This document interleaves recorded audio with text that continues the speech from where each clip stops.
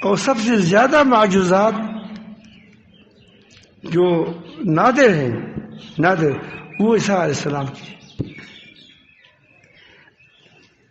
انی اخلق من الطین کہیت الطیر ہے، میں تمہارے لیے چڑیا کا شکل بناؤں گا.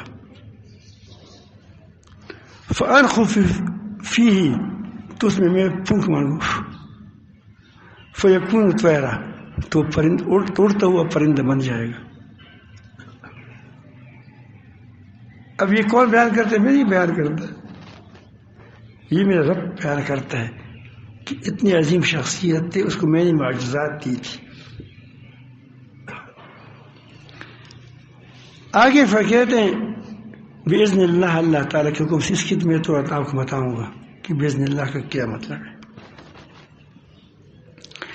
وَأُبْرِئُ الْأَكْمَحَ، یہ عیسیٰ خود کہتے ہیں میں مادرزاد نبینوں کو ٹھیک کرتا ہوں. میں نے کہا کہ الفاظ پر گرفت نہیں ہوتی، ہمارے پاس الفاظ نہیں ہے.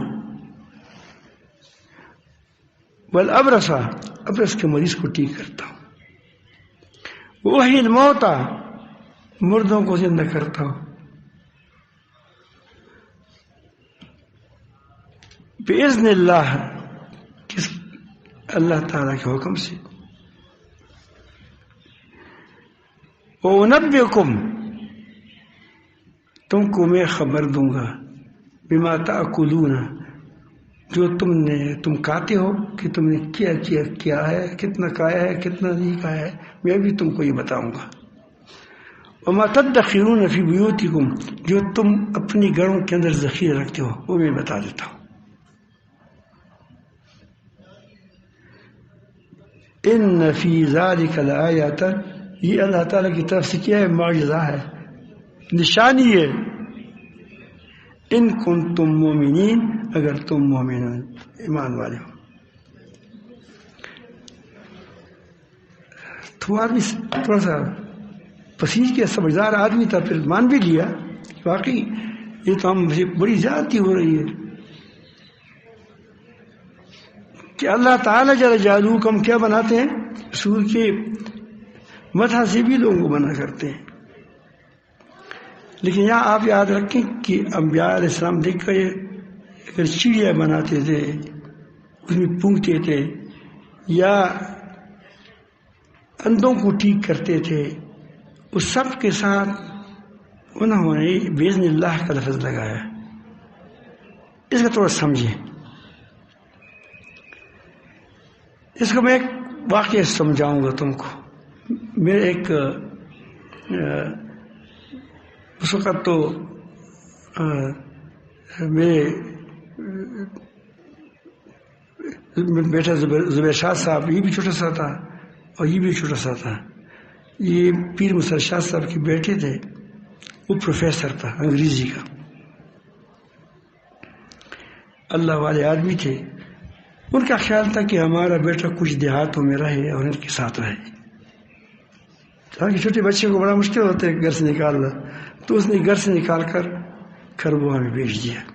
اور وہاں پشاور میں بڑی فراوانی ہوتی ہے، آپ کو پتہ ہے کہ پھر ان لوگوں کی حکومتی جگہ ہوتی ہیں. اور یہاں تو آپ دیکھیں کیا ہے، دال وال ہے. تو ہمارے گھر کے اندر رہتا تھا، کیونکہ وہ چھوٹا تھا، 6-5 سال کا کتنا تھا. دونوں ایک چرپائی پر سوتے تھے، پر چرپائی بھی کم تھی. اور وہ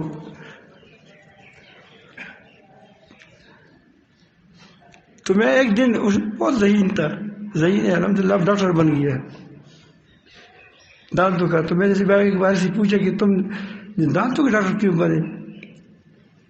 اس نے کہا کہ میں اس لیے بنا کہ یہ اس سے آدمی مرتا نہیں ہے. بڑا زبردست آدمی ہے. بات اور بھی کیوں نہیں کہتا. تو اس نے مجھے آیا، میں اعتکاف میں تھا، تو اندر گھسا ہے. مفتی صاحب کیا بولتے ہو؟ آواز کیا خبر لایا. پھر تو مجھے کہتا ہے کہ میں دیوار پر سوار ہو گیا. میں نے کہا کہ اللہ تعالیٰ کے حکم سے چلو. وہ نہیں چلتا تھا.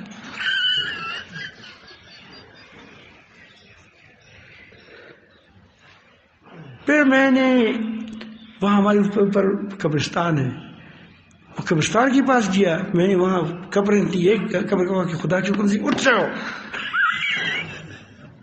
وہ نہیں اٹھا. تجھے کو کہہ دیا. یہ اب گھر میں نہیں داخل ہوتا تھا, اتنا تھوڑا بڑا ہو گیا تھا, لیکن آتا جاتا تھا بہت شریف. اب یہ مجھے آپ یہ بتائیں کہ یہ انبیاء علیہ السلام کہتے ہیں کہ اٹھو, وہ اٹھتا ہے.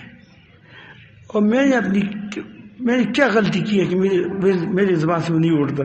تو چھوٹا بارہ. میں نے کہا کہ تم نے یہ غلطی کی ہے کہ تم نے جھوٹ بولا ہے.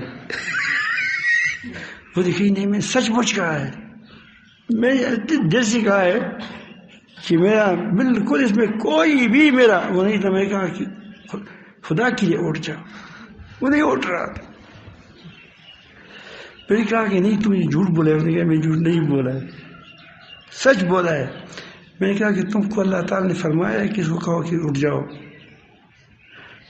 تم کو اللہ تعالیٰ نے فرمایا ہے کہ اس بندے کو کہو کہ اٹھ جاؤ. اس نے کہا کہ نہیں, مجھ سے نہیں کہا ہے. میں نے کہا تم کو اللہ تعالیٰ نے کہا ہے کہ اے معاذ جاؤ اس دیوار پر چڑھ جاؤ, اس کو کہو کہ خدا کے حکم سے چلو. اس نے کہا کہ نہیں. میں نے کہا کہ اگر آپ کو خدا حکم دیتا تو پیغمبر تم ہے نہیں, پیغمبر کا سلسلہ تو بند ہو چکا ہے. تو جب آپ اس کو کہتے تو اللہ تعالیٰ تم سے پہلے اس کو کہتا کہ اس کے کہنے سے اٹھ جاؤ. سمجھ آئی بات؟ باذن اللہ کا مطلب یہ نہیں ہے کہ اس کے پاس کنجی تھی, کنجی نہیں تھی. سمجھ آئی بات؟ جس بندے کے بارے میں اللہ تعالیٰ کہتے کہ اس کے آنکھ پر آنکھ پھیرو, اس پر پہلے تو وہ ٹھیک ہوتا تھا. اس وقت اللہ تعالیٰ اس کو حکم دیتے تھے, اس کے حکم پر چلتے تھے, تو وہ اللہ کے حکم کے مطابق چلتے تھے. سمجھ آئی بات؟ اختیار نہیں تھا, اختیار نہیں تھا. اختیار کس کے پاس ہے؟ اللہ تعالیٰ کے. تو میں عرض کر رہا ہوں کہ انبیاء علیہ السلام کی, خصوصاً محمد رسول اللہ کی عظمت کو آج کل لوگ ٹھیس پہنچانے کے لیے باطل قوتیں بھی لگی ہوئی ہیں, جو بالکل صراحتاً کافر ہے. یہود ہے, نصارہ ہے, بلگیٹیاں ہیں وغیرہ وغیرہ, یہ ساری لگی ہوئی ہیں. لیکن انہوں نے ہمارے اندر بھی ایسے لوگوں کو چھوڑا ہے کہ وہ نبی کریم صلی اللہ علیہ وسلم کی محبت کو دلوں سے نکال دے, اور پھر اس کو جو پکڑا جائے پھر اس کے لیے اپنے افواج کے اندر, مسلمانوں کے افواج کے اندر, مسلمانوں کی پولیس کے اندر, مسلمانوں کی سیاستدانوں کے اندر ایسے لوگ چھوڑے ہیں کہ اس کی پھر تحفظ کرتے, اس کی حفاظت کرتے. اس لیے اپنی اولادوں کو محمد رسول اللہ صلی اللہ علیہ وسلم کی محبت سکھاؤ.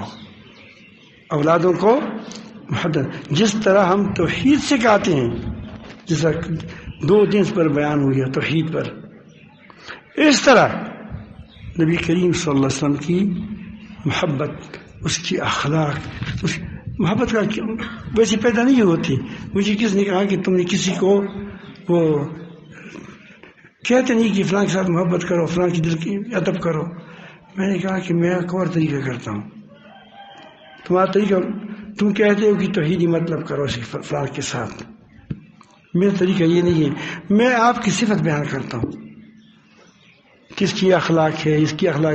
ظاہر ہے کہ جب اچھے اخلاق بیان کرو گے تو لوگ کیا ہو جائیں گے, اس پر فریفتہ ہو جائیں گے. ان لوگ کو میں کہتا ہوں کہ ہمارے حضرت مولانا مجیب الرحمن صلی اللہ علیہ وسلم سلام بشیر, تو میں کہتا ہوں کہ بھائی اس ساتھ محبت کرو. بھائی کیوں کروں, یہ کوئی طریقہ نہیں ہے. لیکن اگر میں اس کی فضائل بیان کروں, اس کو مسائل بیان کروں, تو آپ کے دل میں خود اشتیاق پیدا ہو جائے کہ ساتھ ملوں. تو رسول اللہ صلی اللہ علیہ وسلم کی سیرت بیان کرنا, نبی کریم صلی اللہ علیہ وسلم کی اوصاف